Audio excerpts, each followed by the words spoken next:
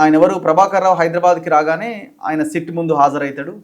August 5వ తేదీ వరకు అరెస్ట్ అయ్యే అవకాశం లేదు. మరి ఆ సిట్లో మరి ఎవరి పేరు చెప్తాడు ఏందన్నది ఇన్వెస్టిగేషన్లో తేలాలి.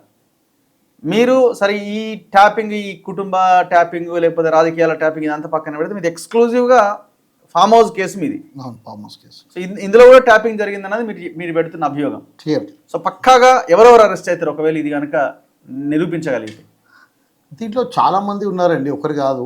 మొత్తం బీజేపీ టీఆర్ఎస్లో ఉన్న పెద్దలు, అప్పుడున్న పెద్దలు, సీఎం దగ్గర నుంచి వాళ్ళకి కేటీఆర్ దగ్గర నుంచి కొంతమంది ఎమ్మెల్సీలు, కొంతమంది ఎమ్మెల్యేలు, చాలామంది లిస్ట్ ఉంది. కానీ ఇక్కడ ఏంటంటే ఎవిడెన్స్ అనేది ఇంపార్టెంట్ కదా. సో నేను లాస్ట్ టైం 2022లో నా ఇన్సిడెంట్ జరిగింది.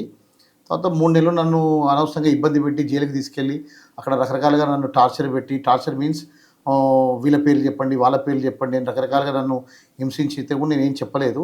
ఉన్న విషయం అని చెప్పాను. ఆయన కూడా వాళ్ళు నమ్మకుండా ఏదో సెంట్రల్లో వాళ్ళ నాయకులను ఇరికించాలనే ప్రయత్నంతో నన్ను అప్రూవ్గా మారమని చెప్పి నా హోటల్ ధ్వంసం చేసి, నా ఆస్తులు ధ్వంసం చేసి, అన్ని విధాలు నన్ను ధ్వంసం చేసిండ్రు.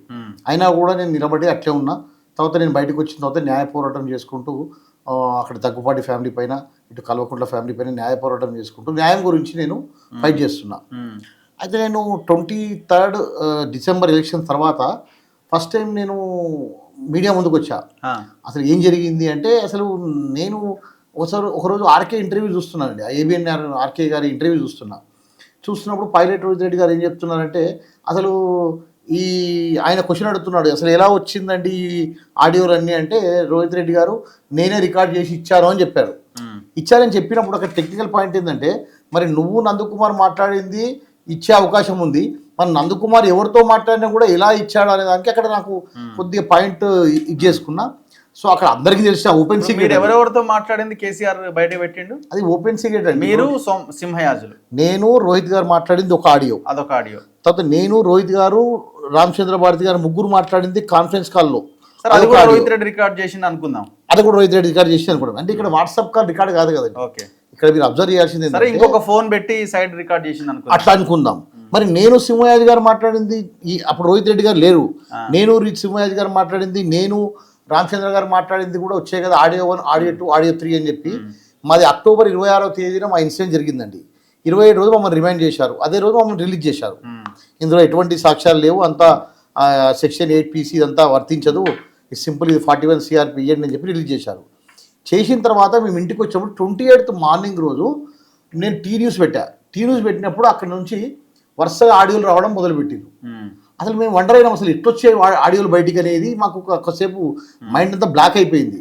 తర్వాత తెలుసుకుంటే ఏంటంటే, ఓహో ఎప్పటి నుంచో అంటున్నారు కదా ఫోన్ ట్యాపింగ్, ఇప్పుడు అనే చాలామంది ఇప్పుడు లక్షల మంది ఫోన్ ట్యాపింగ్ చేసిండు వచ్చండి, కానీ ఎవరి ఫోన్ ట్యాప్ చేసినా కూడా అక్కడ బయటికి రాలేదు.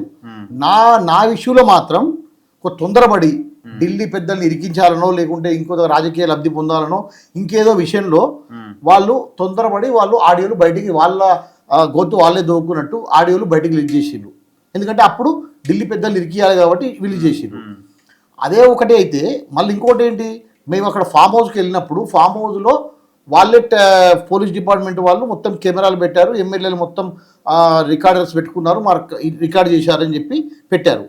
మరి మా దాంట్లో మెయిన్ ఎవిడెన్స్ కదండి, మా దాంట్లో ఉన్న మెయిన్ ఎవిడెన్స్ ఏంటి, ఆడియోలు వీడియోలు.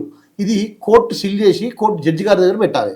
ఈ ఆడియోలు వీడియోలు సీఎం గారు నవంబర్ 3వ తారీఖున, అప్పుడు సీఎం గారు మీన్స్ అప్పుడు ఎక్స్-సీఎం గారు కేసీఆర్ గారు నవంబర్ 3వ తారీఖున ప్రెస్ మీట్ పెట్టి మొత్తం ప్రజలందరికీ చెప్పడం జరిగింది.